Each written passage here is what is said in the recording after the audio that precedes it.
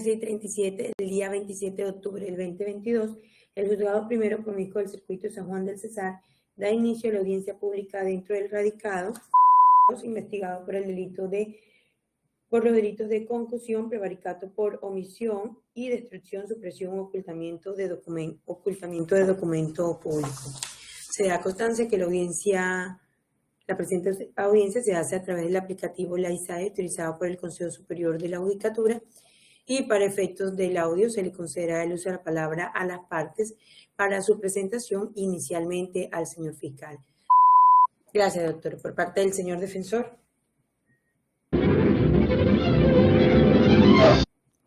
Muy buenas tardes, su señoría. Saludo extensivo a los demás participantes de esta audiencia pública virtual. Se presenta ante su digno estrado Daniel Giovanni Neira Ríos, cedulado con el número 1105-670-628, documento expedido en el municipio del Espinal, Tolima, y soy el portador de la tarjeta profesional 256.969 del Honorable Consejo Superior de la Judicatura, tal y como aparecen los documentos que exhibo en la Cámara para el registro. Represento los intereses de los dos coimputados en este asunto y mi dirección de notificaciones continúa siendo de manera principal el correo electrónico daniel.neira.rios@gmail.com. Señor Ricardo, su representante se encuentra aquí presente, ¿es el doctor Gilbert Daza? Sí, señora.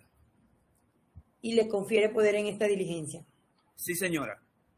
Doctor Gilbert Daza, buenas tardes. ¿Se puede presentar? Gracias, señorita juez. Habla Gilbert Daza Cuello. Doctor Daza, ¿me enciende la cámara, por favor? Perdóneme, señorita juez. Ahora sí está encendido. Gracias, muy amable, muy buenas tardes para usted, señorita juez, la parte interviniente en esta audiencia. Mi nombre es Gilbert Daza Cuello. Porto la tarjeta profesional número 16.157 pedida por el Consejo Superior de la Judicatura. Me identifico con la cédula número de Barrio del Centro. Como usted lo acaba de escuchar, señorita juez, el señor Ricardo Peralta dice que me otorga poder para que lo represente en calidad de víctima.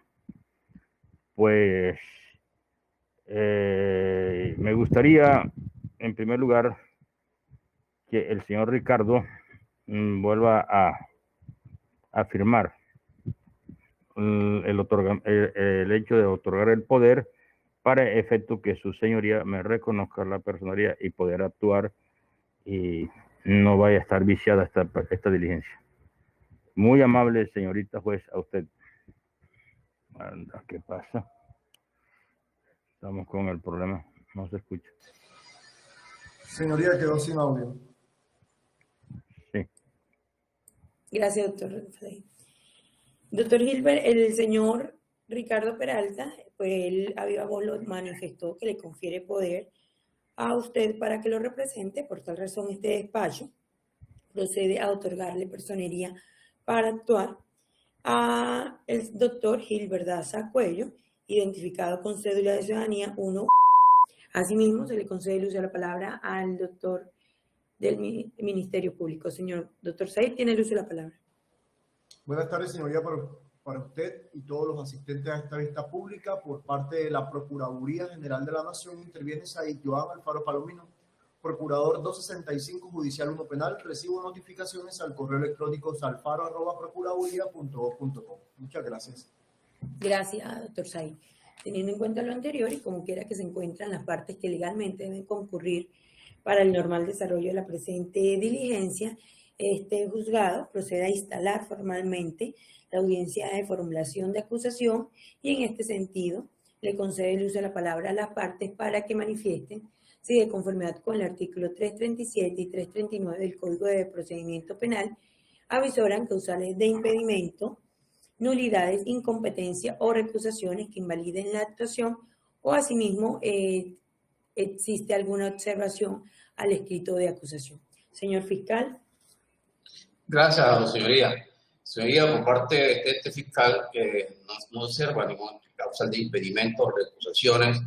Igualmente, tampoco observa nulidades en esta etapa del proceso.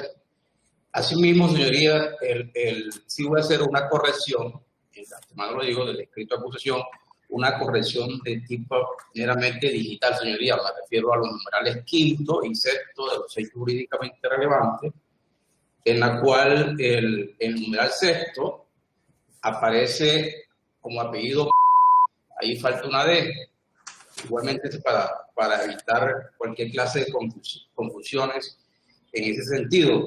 En el numeral séptimo, señoría, se observa que se escribió, o que escribí por parte de este despacho, se dice, más tarde la exigencia económica se redujo de los 3 millones a 2.500.000 pesos. Se debe entender, señoría, se anula los 3 millones para quedar en 2.500.000 pesos. Esas son las correcciones sobre el escrito de acusación que la Fiscalía le imprime al escrito de acusación, señor juez. Gracias, señor fiscal. Por parte del señor defensor. Gracias, su señoría. Debo indicar que no avisoro causales de incompetencia ni de impedimento o recusación, pero sí considero que esta actuación está viciada de nulidad desde la misma audiencia de formulación. Por lo tanto, plantearía la respectiva solicitud, una vez así me lo permita. Gracias, señor defensor. Ya, un momento. Por parte de la representación de víctimas. Muy amable, señorita juez. Por parte del representante de víctimas, no observa causal de nulitación, de incompetencia, recusación e impedimento. Por lo tanto, no tenemos objeción a la actuación procesal en estos sentidos.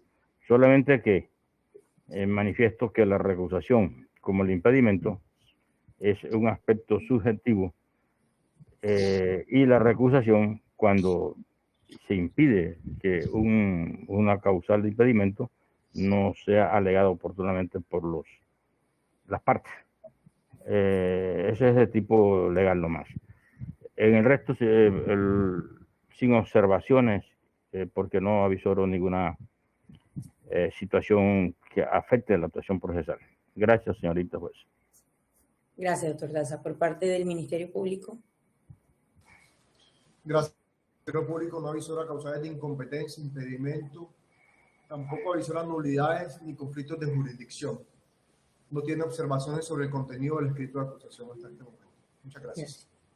Gracias, doctor Said. Teniendo en cuenta lo anterior y como quiera que la parte defensora manifestó que sí encuentra una nulidad en esta actuación, se le concede el uso de la palabra para que proceda a sustentarla. Señor defensor, tiene el uso de la palabra. Gracias, su señoría. ¿De qué tiempo dispongo para la solicitud? Ya, doctor. No, me refiero, o sea, ¿qué tiempo máximo la intervención? No, doctor, prosiga. Bueno, que sea gracias. conciso, preciso, pero no. Gracias. Su señoría, debo indicar que la defensa en este proceso considera que está configurada la causal prevista en el artículo 457 de la Ley 906 del 2004. Esto es la violación al derecho al debido proceso en aspectos sustanciales, que además, pues, tiene efectos sobre el derecho al ejercicio de la defensa, tanto material como técnica. Habiéndose identificado entonces esas causales, es decir, habiendo cumplido con el principio de taxatividad, procedo a cumplir con el principio de acreditación, indicando que, como lo podrá constatar su digno estrado, la formulación de imputación contra los dos procesados, que se dio el pasado 16 de junio del 2022, está viciada de nulidad. Y por lo tanto, todo lo que se desprenda de ella debe ser nulitado, en tanto que se violó el debido proceso al generarse una vinculación al proceso, valga la redundancia, por una conducta claramente atípica, y esa atipicidad, que ni siquiera es relativa, sino que es absoluta, nulita además el llamamiento a juicio por vía de escrito de acusación. Al tiempo que se vicia la actuación porque las demás conductas enrostradas carecen de la exposición clara y precisa de hechos jurídicamente relevantes, novedad que es heredada a la etapa de conocimiento en la que nos encontramos y que, pues, se entiende no va a ser subsanada, en tanto que las únicas correcciones planteadas por la Fiscalía son de aspectos meramente digitales. Para sustentar debidamente esa solicitud de nulidad, es válido recordar que el artículo 288 del Estatuto Procesal Penal en su numeral segundo señala que la imputación está conformada por una relación clara y sucinta de hechos jurídicamente relevantes que deben además manifestarse en un lenguaje comprensible. Pero resulta que es justo ello lo que no ocurrió, en tanto que frente a la primera de las conductas objeto de imputación, se señala que los procesados incumplieron, abro comillas, un acto propio de sus funciones, en especial lo dispuesto en el decreto 2203 de 1993, artículo segundo, prestar el auxilio que requiera la ejecución de las leyes y las providencias judiciales y administrativas, cierro comillas, habiendo hecho claridad que hago un énfasis especial en esas eses para destacar la pluralidad de aquella situación que presuntamente omitieron las personas que hoy nos acompañan en el banquillo de los imputados todavía. Pues bien, como se desprende de esa lectura entrecomillada de lo manifestado en aquella audiencia de junio, no se indicó nunca cuál era puntualmente ese auxilio que no se prestó, ni cuáles esas leyes que no se ejecutaron, ni se indicó cuáles son las providencias judiciales y o administrativas que se enrostran como desentendidas, lo cual era de esperarse cuando se utiliza un decreto genérico de la policía y no, por ejemplo, el manual de funciones específicas de cada uno de los cargos que hay en la institución. Es decir, que estamos frente a una imputación, una vinculación al proceso abstracta que no se concretó en hechos jurídicamente relevantes de manera específica. Nótese cómo el señalamiento es tan abstracto, es una imputación tan inconcreta que al hablar con base en ese decreto de un prevaricato por omisión, no se sabe puntualmente cuál es la omisión. Máxime cuando si intentando adivinar lo que la Fiscalía quiso imputar y daríamos eventualmente por hecho que estaría reprochando es la presunta no inmovilización de un vehículo de placas venezolanas por tener lo que se conoce como el TURI vencido, bastaría darle una leída al decreto ministerial 436 del 19 de marzo del 2020 para ver cómo esos permisos, o el TURI, como muchos otros, tuvieron una prórroga en su vigencia durante toda la emergencia sanitaria, debiendo recalcar que el procedimiento data del 23 de diciembre del 2020, es decir, esa es la fecha de los presuntos hechos delictivos. Y la emergencia sanitaria se extendió no solo en 2020, sino también en 2021 y parte del 2022, lo que sin mayor esfuerzo permite concluir que se generó una vinculación a un proceso penal por una conducta de prevaricato por omisión que se torna atípica y ello indiscutiblemente es una palpable vulneración al debido proceso por tratarse de una afrenta al principio de legalidad estricta al desconocerse las normas vigentes al momento de los hechos.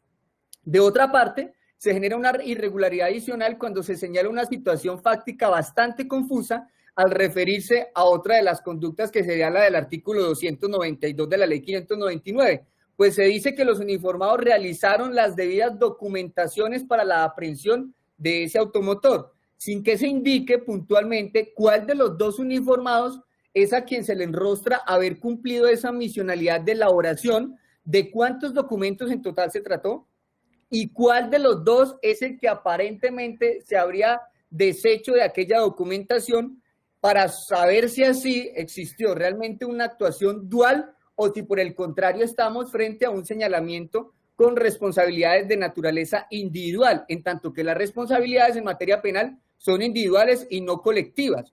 De no ser así, si el procedimiento de presunta incautación o intento de inmovilización lo realiza un grupo como el ENCAR o el GOES, entonces tendremos aquí 30 imputados por una sección del ENCAR y ello no puede hacer carrera en la Administración de Justicia. Ello no porque yo así lo diga, sino que la propia Corte Suprema de Justicia ha dejado claro que ni siquiera en aquellos casos donde se evidencia un acuerdo delictivo, como lo sería, por ejemplo, aquellos actos de conciertos para delinquir, se puede presuponer que se puede dar por sentado que a cada uno de los procesados hay una responsabilidad de todos los delitos presuntamente por ellos ejecutados. Dice textualmente la honorable magistrada Miriam Ávila Roldán en la SP 2251 del 2022 que invoco como parte de mi argumento, radicado 58225 del pasado 21 de julio del 2022, abro comillas, cada una de las conductas impone un análisis de tipicidad y de modo de participación independiente, cierro comillas. Es de anotar que esa falencia nulitoria se amplía cuando ni siquiera se delimita cuál es el verbo rector que se enrostra frente al 292. frente a ese artículo, es destruir, es suprimir, es ocultar, ese ocultamiento es total o es un ocultamiento parcial. Ello es supremamente necesario, es un hecho jurídicamente relevante, al mismo la identificación del verbo rector para que la defensa pueda saber de qué va a defenderse.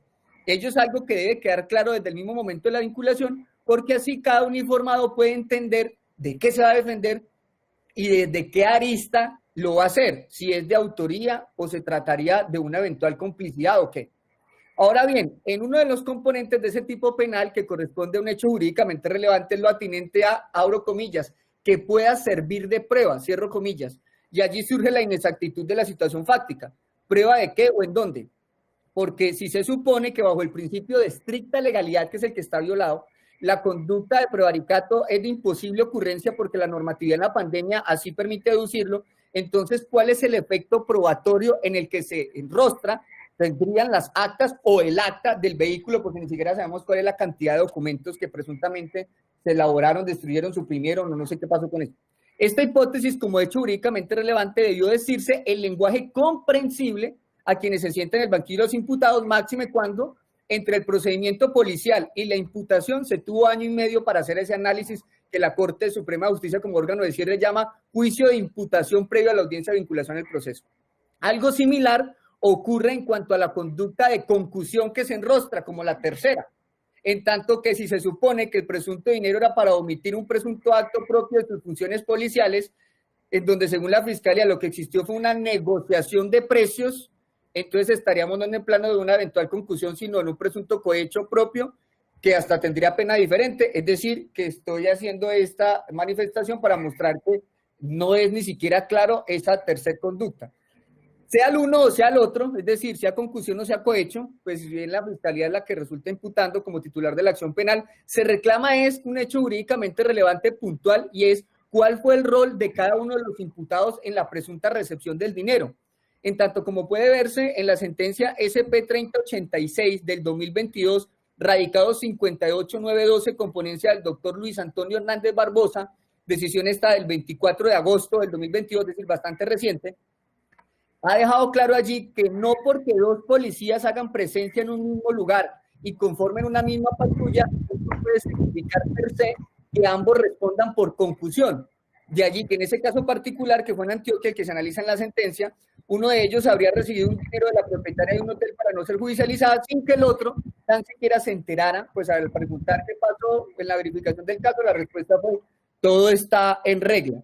Y ese caso en particular, pues el señor fiscal aquí habla de un policía que hace señas con los dedos, eso lo traslada al escrito de acusación, pero nos habla de eso, de un solo policía haciendo señas, de un solo policía en una supuesta reunión privada con un supuesto primo de la presunta víctima y de un presunto ingreso de un solo policía a un segundo vehículo a presuntamente recibir a escondidas un presunto dinero, pero no menciona ni en la imputación y tampoco en el escrito de acusación cuál es el rol que desarrolló ese segundo uniformado para que al menos la defensa pueda hacer lo básico y es analizar si puedo realmente continuar con la defensa de los 2 procesados o si por el contrario resultarían siendo defensas incompatibles. La trascendencia de ello, su señoría, es que con unos hechos jurídicamente relevantes ajustados a unos verdaderos componentes de los tipos penales y con roles debidamente delimitados, que es lo que se reclama, excluyendo aquello que se percibe como atípico, se convertiría la imputación que se pretende nulitar en un escenario donde los procesados puedan eventualmente estudiar la posibilidad de hacer uso de las figuras como el allanamiento a cargos un estudiar un posible preacuerdo, pero en las condiciones actuales eso es imposible porque no sabemos ni de qué nos vamos a defender con claridad. En las condiciones actuales, hay un micrófono prendido, doctor Daza, ¿me regala su micrófono un segundo, por favor? Gracias. En las condiciones actuales, con una imputación así inflada y turbia, cualquier alternativa de culminación anticipada del proceso se convertiría en perjudicial y es el principio de trascendencia de la nulidad, porque no recibiría las mismas garantías de disminución de la justicia premial por aspectos como la prohibición de un doble beneficio. No significa esto, señora juez, que de manera alguna que ese sea el camino que se piensa recorrer, el de una aceptación de responsabilidades. Solo que se está dejando claro que ambos procesados tienen derecho a tener esas mismas opciones que cualquier otro procesado en el país desde el mismo momento de la vinculación con una imputación que no sea inconcreta como la que se está censurando el día de hoy por vía de nulidad, por una confusión aquí ventilada, sino que además, como puede apreciarse en los audios, nunca se les dijo, al menos ese 16 de junio del 2022, algo fundamental, y es cuánto sería la eventual pena a imponer en ese concurso heterogéneo imputado con circunstancias de agravación, sino que simplemente se les dijo que si aceptaban los cargos, la pena podría reducirse hasta la mitad, sin ni siquiera indicárseles, por ejemplo, los efectos del artículo 31. Es decir, que no se les dijo nunca que no se trataba de una cifra aritmética de la pena, como con posterioridad me dijeron, así lo habían entendido, es decir, que la vulneración se materializó porque ellos creyeron que 3 conductas significaban que si una da 10, la otra 10 y la otra 10 son 30 años. Y eso debió haberse explicado en lenguaje comprensible de la audiencia de imputación y ello tampoco se cumplió.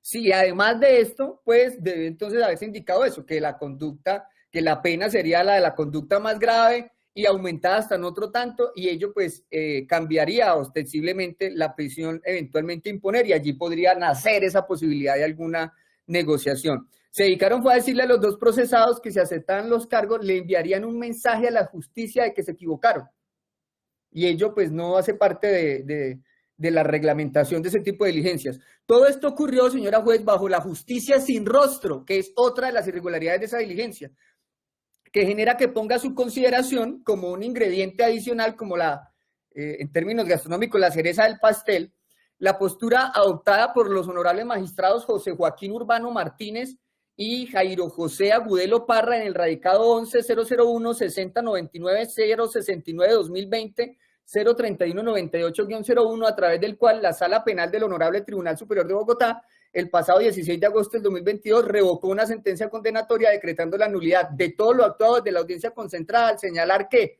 abro comillas, con toda la implementación de las tecnologías no puede generar en la más absoluta informalidad o en un autoritarismo de nuevo cuño asistir a una audiencia virtual, más en un proceso penal, no puede asumirse como una actividad complementaria a otras, ya sean oficiales, como otras audiencias simultáneas o particulares, como compromisos personales de los distintos intervinientes que convocan con más intensidad la atención del juez y de las partes, y menos aún como un trámite en el que se puede flexibilizar las garantías procesales que constituyen derechos fundamentales, hasta el punto de forzar a no poder mirar al juez que dirige el proceso. Líneas posteriores, dicen los señores magistrados, palabras que hago mías como parte de la argumentación. Por este camino, curiosamente, los jueces sin rostro, que durante algún tiempo estuvieron vigentes en un ámbito específico de la justicia penal, que se entronizaron como uno de los símbolos del proceso penal autoritario, imprimieron una triste mácula sobre el sistema penal en su conjunto, están de vuelta en el proceso penal. En fin, esta es una práctica deshumanizante que instrumentaliza a quienes intervienen en el proceso penal y distancia abruptamente el juez de una de las funciones esenciales que cumple un régimen democrático, como es proteger los derechos fundamentales, bien sea como juez de audiencias preliminares o como juez de conocimiento. Y ya finaliza esa decisión, bueno, la voy a leer toda, eso es un extracto muy mínimo del que he referido, finaliza diciendo que al realizar una actuación judicial con la cámara apagada, el juez incurre, abro comillas, en una práctica irrespetuosa, autoritaria y deshumanizante que vuelve la administración de justicia a los tiempos de los panópticos y de los jueces sin rostro y que en últimas lesiona el derecho a un juicio justo. Esta grave afectación de derechos fundamentales de trascendencia procesal también da lugar a la anulación de lo actuado, cierro comillas. Si bien se trata del Tribunal Superior de Bogotá y no del de Riohacha, no menos cierto es que somos una república unitaria y que lo que se aplica en un lado, la administración de justicia, es la misma para todos los diferentes departamentos de ciudades capitales y municipios aledaños. Por eso, si aterrizamos esa postura del Honorable Tribunal de Bogotá a este caso en particular, pues vemos que en este asunto la cámara apagada fue de todos y ello tiene un efecto fundamental en este proceso. Primero, nadie se daba cuenta que el defensor presentó constantes problemas de internet que hace que ni siquiera pudiera oír a cabalidad qué articulado era el que sustentaba la imputación, al punto que desde la mismísima legalización de captura alegaba el defensor que ni siquiera tenía los elementos materiales probatorios que presentaba la fiscalía. Segunda trascendencia de esa audiencia de justicia sin rostro, que cuando el defensor pregunta algo que no escuchó, nadie sabía ni quién eran los participantes y se escucha al señor fiscal teniendo que preguntar, venga, ¿quién me habla? ¿Quién me habla? Porque en esa completa informalidad no se sabía ni quiénes eran los que estaban conectados. Y el tercer aspecto es que cuando el señor juez pregunta a los procesados que si entendieron los cargos, la respuesta tarda un poco en emitirse y no se pudo percibir con ese lenguaje no verbal si realmente el sí entendí era producto de una respuesta protocolaria o si sus rostros, sus caras revelaban lo contrario.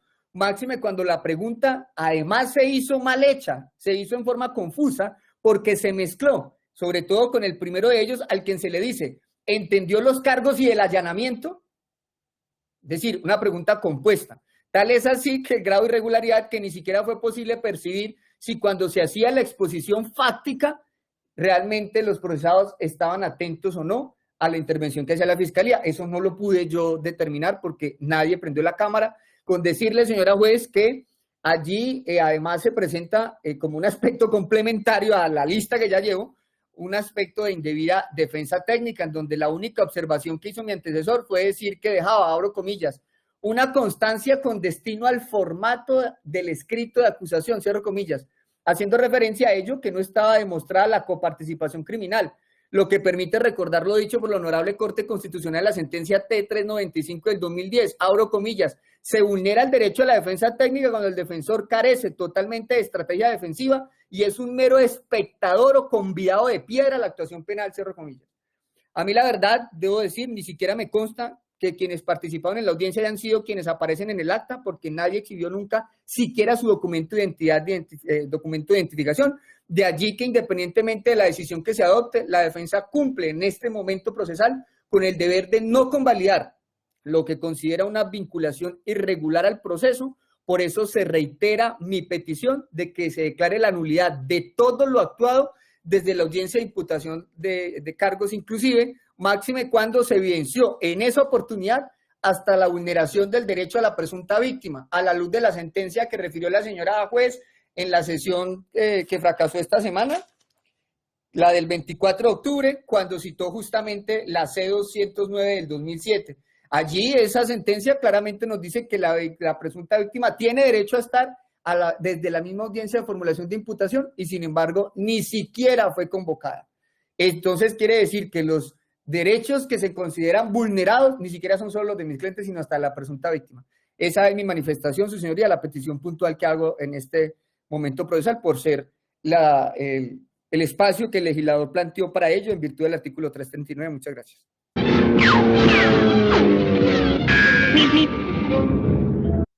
Gracias, señor defensor. De la nulidad planteada por el señor defensor se le corre traslado a las partes intervinientes para que se manifiesten al respecto. Señor fiscal. Sí, su señoría, la Fiscalía, con todo respeto, le solicita respetuosamente, y va a quedar la redundancia, el audio de la intervención del doctor Daniel Neira, en el sentido, pues, su forma de hablar lo hace muy rápido, que no me dio tiempo de tomar nota, porque fue muy rápido su intervención. Entonces, necesitaría el audio, señoría, y para tal efecto, para poder hacer mi argumentación, mi contraargumentación, debería tomar atenta nota de lo que dijo él. Reitero, fue muy rápido, estaba tomando, no pude, se me escaparon muchas cosas, para tomar punto por punto y poder ejercer la defensa sobre ese aspecto, señoría. Y por tal efecto, obviamente, se necesita un espacio de tiempo para poder el escucharlo y tomar atenta nota sobre ello, señora juez. No sé qué dicen los demás intervinientes sobre el particular. Por parte, ya un momento, doctor, por parte del doctor Gilbert Daza, sí puede intervenir, doctor, porque se tendría que suspender la diligencia para poder obtener el audio, doctor. Estamos casi en la misma circunstancia del señor fiscal. El doctor Neira habló tan rápido que citó ciertas jurisprudencias, citó un pronunciamiento del Tribunal de Bogotá, pero no capté esos fundamentos y sería un acto de muy mal gusto improvisar una intervención. Por eso yo me adhiero a la petición del señor fiscal en el sentido que por amabilidad usted me otorgue o me envíe a mi correo o por este mismo medio el audio para poderlo escuchar y tener la gran oportunidad de acreditar o refutar los argumentos de la defensa. Pues el doctor, como digo, habló demasiado rápido, hizo su planteamiento. Al final escuché que quiere que se decrete, o su pensar que se decrete la nulidad a partir de la imputación porque la estima irregular. Ese es mi planteamiento. No sé qué habrá que... la determinación la toma su señoría. Por parte del señor procurador. Gracias, señoría. Señor Ministerio Público sí tomó los apuntes que refirió la defensa. Solamente necesita consultar las normas jurídicas que regulan este acto y la solicitud, así como la jurisprudencia frente al punto que se plantea en la controversia de nulidad que ha señalado la defensa. Podría dar 5 minutos y puedo hacer la intervención. Gracias. Bueno, teniendo en cuenta lo anterior, este juzgado procederá entonces a suspender la audiencia por 10 minutos para poder tomar el audio. Se tendría, yo creo que apagarla, salirnos para poder cargar el audio y enviárselo al correo electrónico de los doctores para que lo escuchen. Pero por favor serían solamente esos 10 minutos, 15 minutos, que tampoco fue tan larga la intervención y fue clara. Desde el curso 90 de los oficiales, donde aprendió con casos reales, y su gran escuela, la policía, cómo ejercer hoy la abogacía.